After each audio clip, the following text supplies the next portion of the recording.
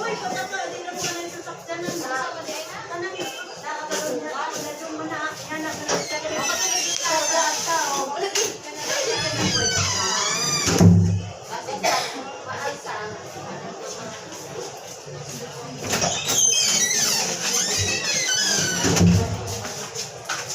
Ang mga